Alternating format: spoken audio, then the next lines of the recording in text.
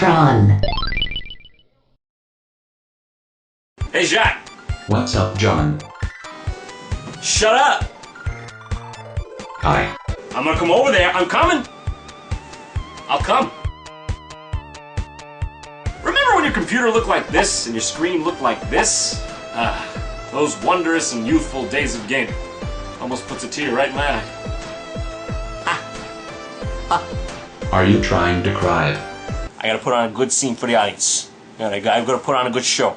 It's hard to imagine that there was a time not so long ago when you couldn't just bring up gameplay footage of any given game at any given time. I like to call this era the age of mystery.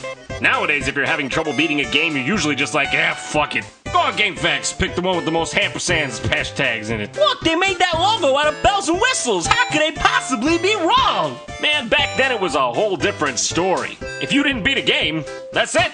Sorry, buddy, you're done for. Coupled with the fact that many of us still had our childlike minds when we played these games, the stakes were just built up so much higher. What's in that magical forest beyond the wall? Well, you'll never find out unless you beat the game! And at creating this vast feeling of adventure, no game even came close to King's Quest V. I chose that one because I like it. I have all of them, but I chose that one because I like it. I mean, you can leave a complaint in the complaint box, but I'll check that shit!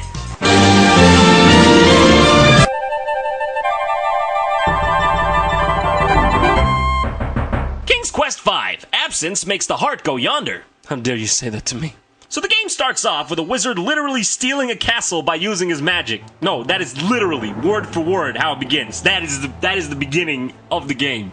Well, the king of said castle appears to be blissfully unaware of the event, seeing as he's just, picking flowers, moseying along, just taking his time, just taking his sweet time. Can you please, I have a place to be? So after about 3 or 4 centuries of sauntering, our hero meets face to face with the unfortunate news. He's like, what?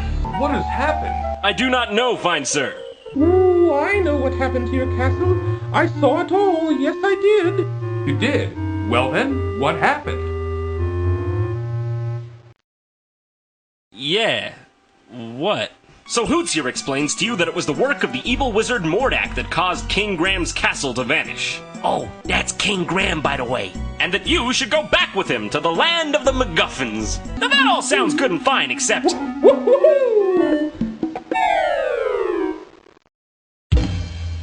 Lord Graham? I know that you're really into standing there and having everyone admire your pecs, but you could, look slightly interested in the fact that an owl just ate shit in front of you. That's okay. I'm sure you make up for your lack of personality with your pecs. So then the owl, oh, by the way, that's Cedric the owl. Sprinkles some dust on you and tells you it'll make you fly. What is that stuff? Oh, just some old leftover fairy dust I've been carrying around. Is that what the kids are calling it nowadays? I mean, the 90s.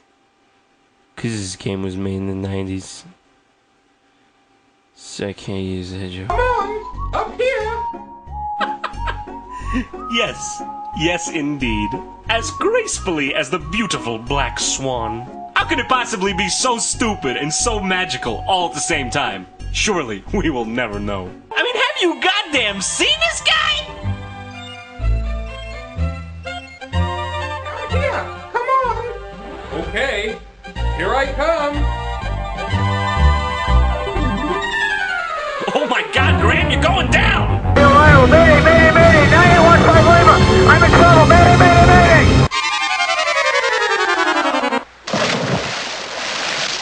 Ooh, looks like the fairy dust just wore off. Oh yeah! It's real funny, ain't it? Ha ha ha! I almost just died, you piece of shit! Fucking owl, you suck!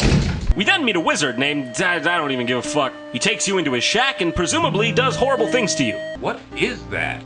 That's an old piece of magical white snake. That's an old piece of magical white snake. Magical white snake. Magical white snake. White snake. White snake. Here I go again on my own. I think I see a theme here. I really think I do. Let me just go ahead and use my patented Tron Bunk kit real quick to sort this out. Yes, I see. Oh, that's righteous. That's good. Ah, there it is. It's clear now. I've got it. Everybody moves fucking slow. Everybody moves was really fucking slow! I remember this game being one of the very first I played that had a true atmosphere to it. The birds chirping, the ambience, it all brings back good memories. Yeah, by the way, speaking of slow, you gotta crank King Graham's speed if you want to beat this game inside of the next century. Graham, watch out! A poisonous snake! Yeah, okay, yeah. Let's talk about this. I'm gonna need you to never speak again, please. Is that... Yeah, are we clear? Are we clear on that? I don't need a owl telling me what to do anyway. Oh... The owl was right. This game's just got so much polish. Every clickable key point has full narration to it, and I think, just between you and me, that it might be Wilford Brimley. Cedric is too busy looking around and doesn't seem to be paying any attention to Graham at the moment.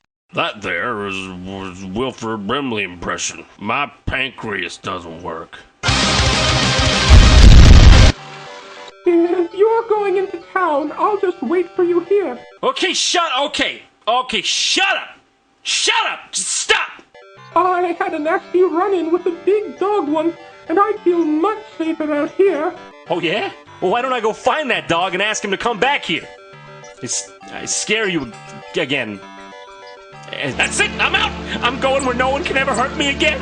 No, Graham, don't! I have to admit, these are some of the funniest parts in the entire game. Just the multitudinous ways in which our hero can, how you say, bite the dust. My god, he's a walking danger zone! Too bad. It looks like the eyes have it.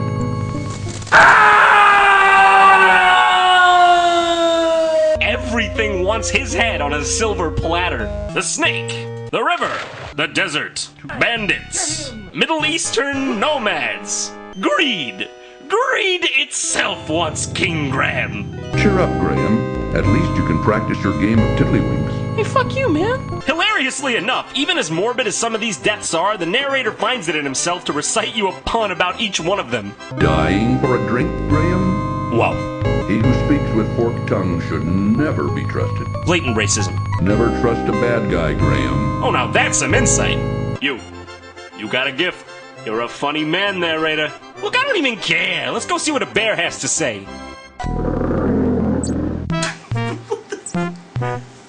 Oh, okay. Look, there's no beating around the bush here. That bear just straight up decked me in the face. Just look at his stance. He's got the eyes of Muhammad Ali. And the butt of B. Arthur. I don't really know where to go in this game. I remember when I was a kid, it was just like, oh, hey, look, I found the fish. Do you want the fish? Do you want the fish? Just one silver coin each, but take your time. Well, maybe if you weren't so picky all the time, you could sell a goddamn pie once in a while. I'm taking my business to the shoe place who's out of shoes. But we don't have any shoes to sell you right now. I'm sorry, is it Christmas in here? I can't tell. I don't know what the fuck to do. Okay, look at me. Do I look like somebody who would know what the fuck to do? I just want to remind you, you're looking at the same guy who gave up on level 2 of Monster Bash. Phew! This is a hard work. I think you all know what time it is.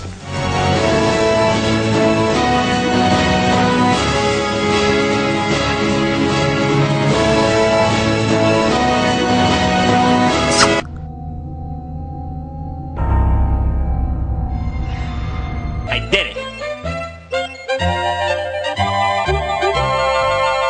Look at my pecs. I'm King Graham. Do I look like I give a fuck? Subsequently, as an addendum to that thought, do I look at all like a king? No. Not really, no. More like a mailman. King's Quest 5. 2-day shipping's extra. Hey, did you know that I have a Facebook? And I put things on it? When you fucking click like. Click. Special thanks to Rubber Ross, Plasma 3 Music, and Hugo JonTron. And also a very special thanks to Jeff Fabre of Space Hamster Games. So hey, if you enjoyed this video, a quick like and a share couldn't hurt, could it? Also, don't forget to check out Did You Know Gaming. That is some good shit.